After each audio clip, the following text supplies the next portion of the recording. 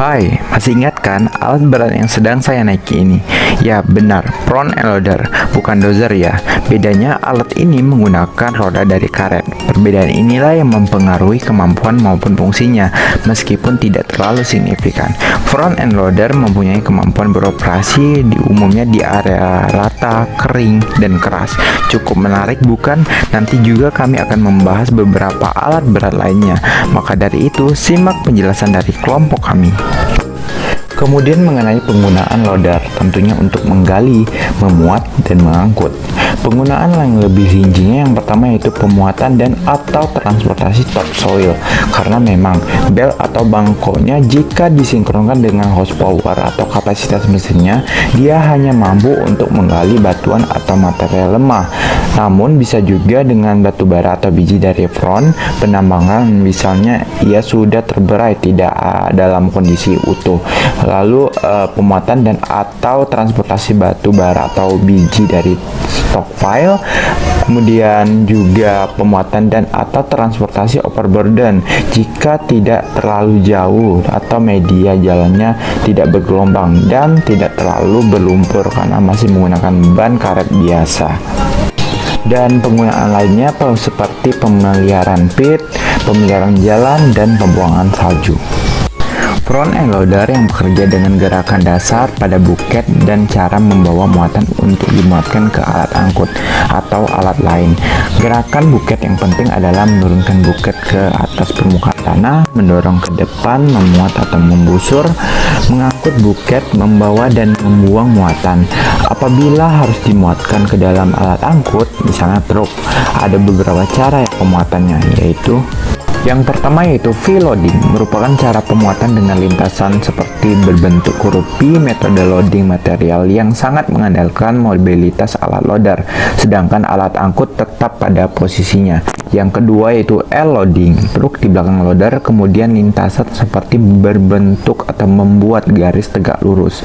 Yang terakhir yaitu cross-loading, merupakan cara pemuatan dengan truk juga ikut aktif. Metode loading material yang tidak hanya mengandalkan mobilitas alat loader, melainkan juga dibantu oleh mobilitas alat angkut atau dump truck bisa juga. Kemudian untuk gaya dan profil penggalian sebenarnya bisa kalian lihat dari beberapa video sebelumnya. Untuk lebih rincinya, rigging proses seperti ini dan rigging profile seperti ini. Mungkin ada yang bertanya-tanya, apa aja sih bagian dari front end loader? Berikut bagian-bagiannya ya. Lalu seperti apa sih yang ada di dalam front end loader? Nah, ini bagian-bagian dari front end loader.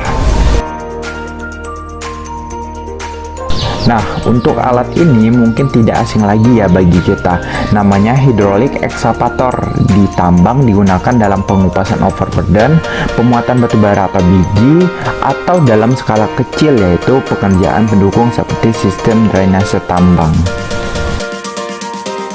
Kemudian berdasarkan tipenya, hydraulic excavator memiliki dua tipe, yaitu hydraulic hole atau backhoe dan hydraulic shovel. Kedua tipe ini memiliki kesamaan umum, yaitu horsepower-nya 300 sampai 2400 dan juga digerakkan menggunakan tenaga hidrolik.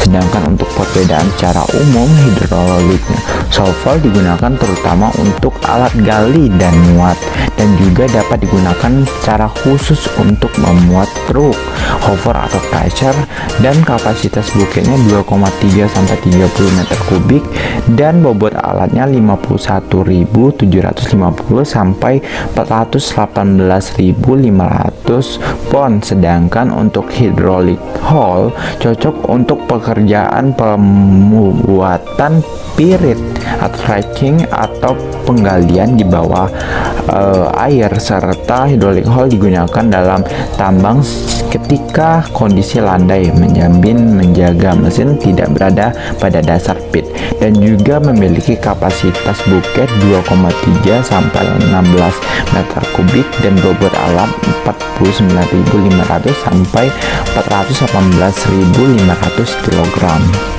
Untuk operasi dasar, crawler dengan kapasitas laju sedang digunakan untuk bergerak maju pit pada area penggalian.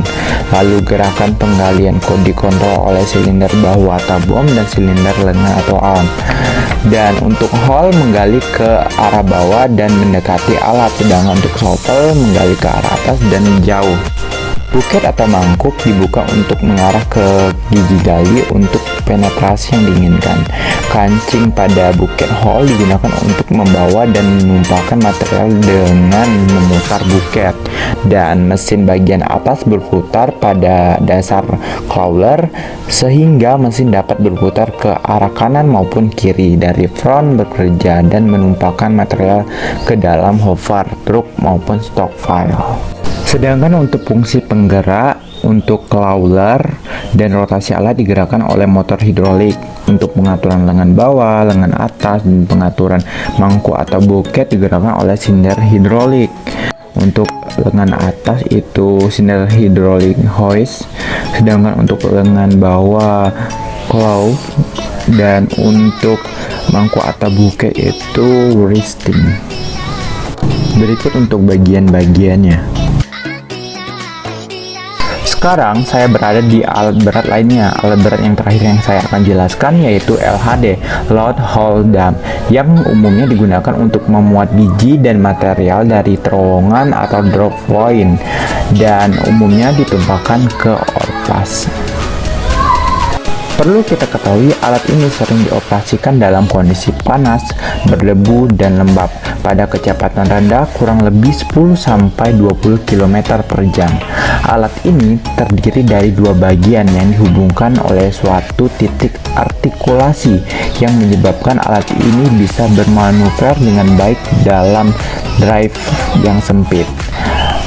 Bagian belakang adalah mesin dan bagian depan adalah mangkuk atau buket. Mangkuk, steering, dan rem yang digerakkan secara hidrolik. Kemudian ada sejumlah cara operasi dan kombinasi LHD. Beberapa di antaranya yaitu yang pertama adalah operasi manual atau manual operation, yang kedua adalah line of sight remote operation, yang ketiga adalah tele-remote operation, yang keempat adalah semi-automatic operation, yang terakhir adalah automatic operation. Yang dibahas lainnya adalah dragline. Dragline merupakan alat gali yang termasuk dalam alat penggali dengan sistem kabel, di mana alat penggerakkan traktor dengan crawler. Nah, alat dasar dari dragline adalah bucket yang dipasangkan pada lattice boom. Panjang boom dragline sama seperti dengan kren, akan tetapi lebih panjang daripada boom alat gali lain. Dragline merupakan alat gali yang dipakai untuk menggali material dalam jangkauan yang lebih luas atau lebih jauh.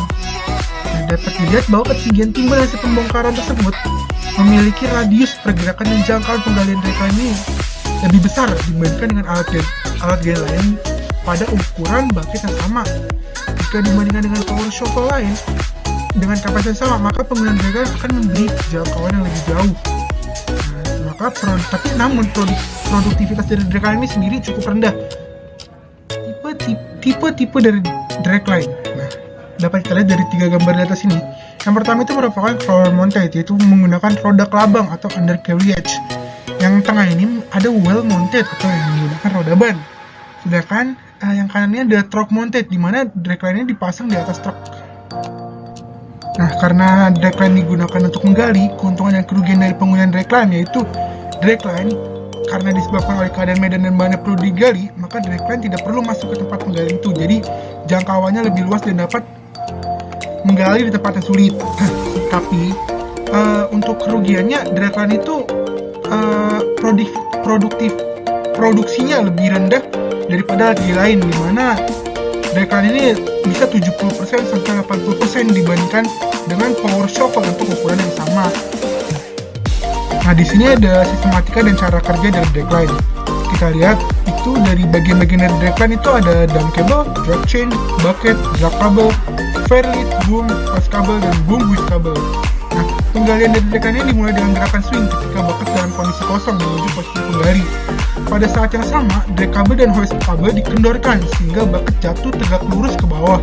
Nah, sampai di tanah, drag kabel ditarik, hoist kabel digerak-gerakkan agar bucket bisa mengikuti permukaan tebing galian, sehingga kedalaman dari lapisan tanah yang terkikis dalam satu pas dapat teratur dan terkumpul dalam bucket.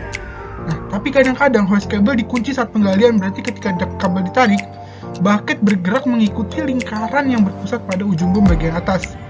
Nah, dengan cara ini, tekanan gigi bucket ke dalam tanah menjadi sangat maksimal.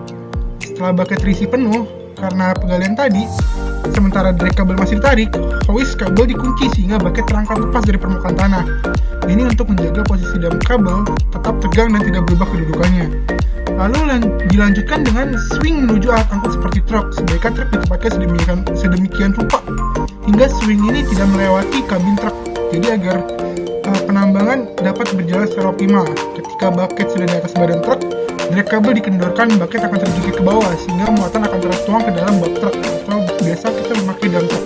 Ya, ini ada tipe-tipe dragline saat melakukan pekerjaannya, di mana ada excavating channels and canals, excavating ditches and trench, ada excavating underwater soils, ada stripping overburden, ada shallow grading, ada general excavation, ada loading into heavens, ada stopping and grading, dan loading haul.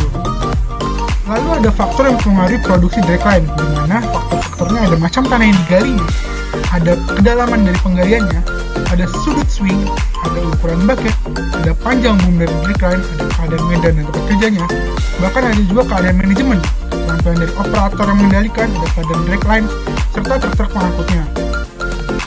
Selanjutnya ada belt conveyor. Belt conveyor itu salah satu sistem yang digunakan untuk memindahkan satu material dari satu titik ke lokasi lainnya agar pekerja dapat melakukan pekerjaan yang lebih produktif daripada hanya memindahkan material.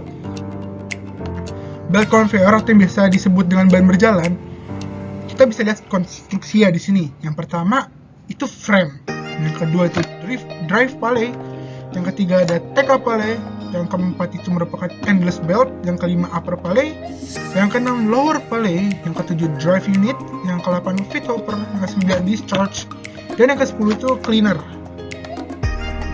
Tipe-tipe dari belt conveyor. Yang pertama ini ada slider belt conveyor.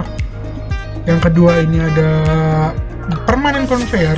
Ini untuk kegiatan tambang di jalur utama. Yang ketiga itu ada portable, di mana ini merupakan conveyor untuk penambangan bawah tanah. Lanjut di sini ada shiftable. Shiftable ini untuk penambangan secara kontinu karena jarak dari shiftable ini bisa jauh dan material ini akan seimbang mengikuti lintasan belt conveyor tersebut. Lalu ada high angle conveyor yang kita pakai biasanya snake seamless conveyor, di mana belt conveyor ini digunakan untuk kemiringan yang sangat miring, bisa sampai 70 atau 80 derajat saja.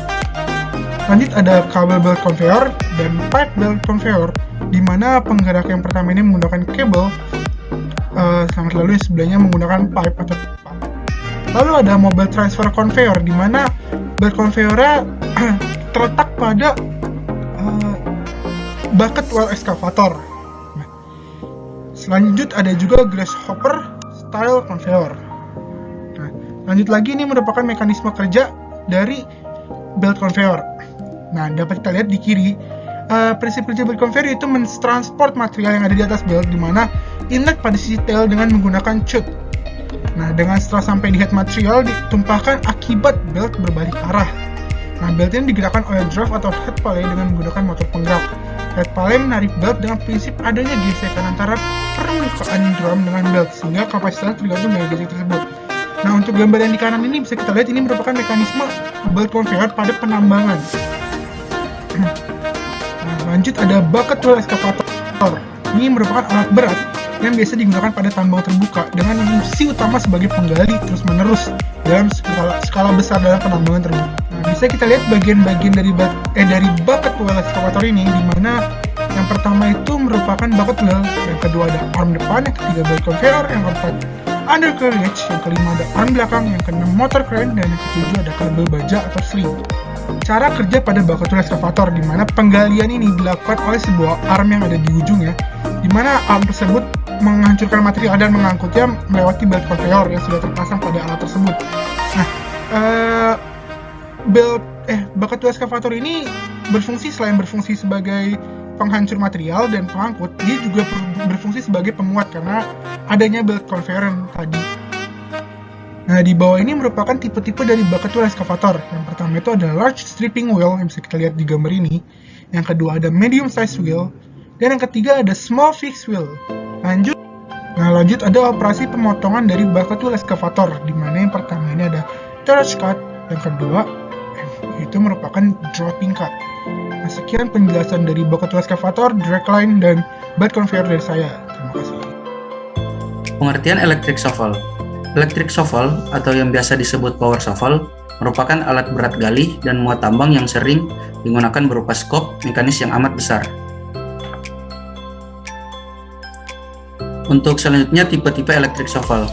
Yang pertama yaitu ada loading shovel yang fungsinya sebagai pemuat dalam truk. Dan yang kedua yaitu stripping shovel. Fungsi utamanya untuk penggalian tanah yang letaknya di atas kedudukan alat tersebut. Untuk karakteristiknya juga itu dibagi 3, yaitu yang pertama maksimum ketinggian untuk kegiatan pemotongan dari 35 sampai 65 feet. Dan yang kedua menggunakan mesin elektrik atau kabel drum menaikkan dengan kerja rotasi. Dan yang ketiga yaitu maksimum ketinggian untuk kegiatan menimbun dari 20 sampai 43 feet.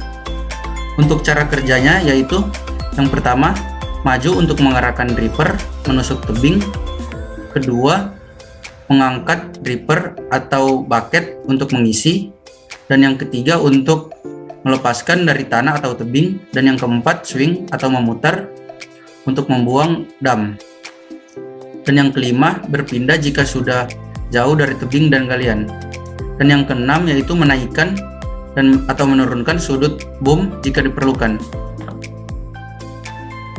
Selanjutnya dasar operasi. Mesin didorong secara berkala untuk memposisikan ke area penggalian. Penggalian menggunakan sistem gerak hose atau crowd. Damping dicapai dengan melepaskan penutup bawah dripper sehingga muatan jatuh ke truk. Mesin atas dapat berputar mengayun boom dan dripper ke kanan atau ke kiri untuk pembuangan ke hopper, truk atau stockpile. Ini contoh bagian-bagian dari alat electric shovel. Selanjutnya kita masuk ke dalam blast hole drill. Pengertian dan tujuan blast hole drill yaitu pengertiannya yaitu teknik yang digunakan dalam penambangan di mana sebuah lubang dibor ke permukaan batu, dikemas dengan bahan peledak dan diledakkan.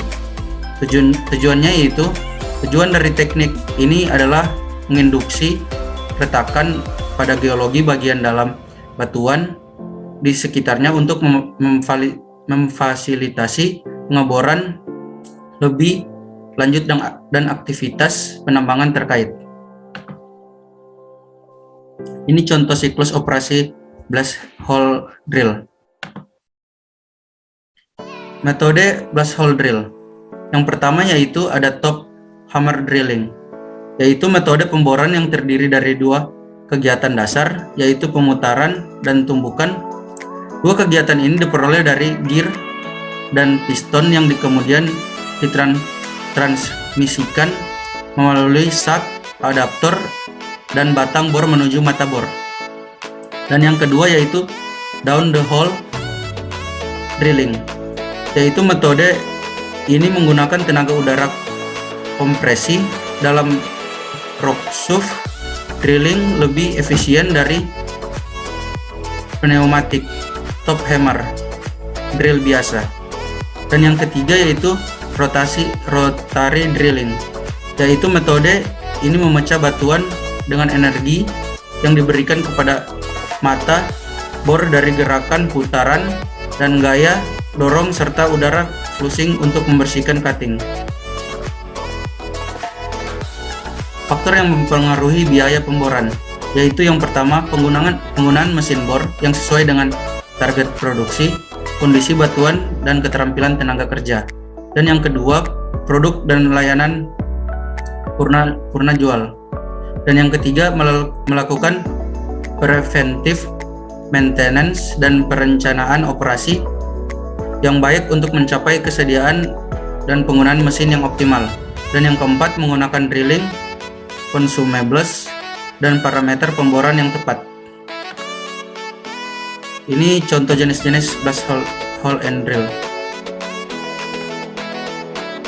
Kelebihan dan kekurangannya, yaitu kelebihan yang pertama, potensi dampak lingkungan dalam hal kebisingan, debu, dan penerimaan sensitif berkurang secara signifikan. Yang kedua, ledakan akan secara signifikan mengurangi getaran dibandingkan dengan pembuatan terowongan yang membosankan. Untuk kekurangannya, potensi bahaya yang terkait dengan pendirian tempat penyimpanan sementara untuk bahan peledak semalam harus di atas dengan menghindari daerah berpenduduk dalam proses pemilihan lokasi. Baik, sekiranya hanya itu presentasi dari kelompok kami. Terima kasih.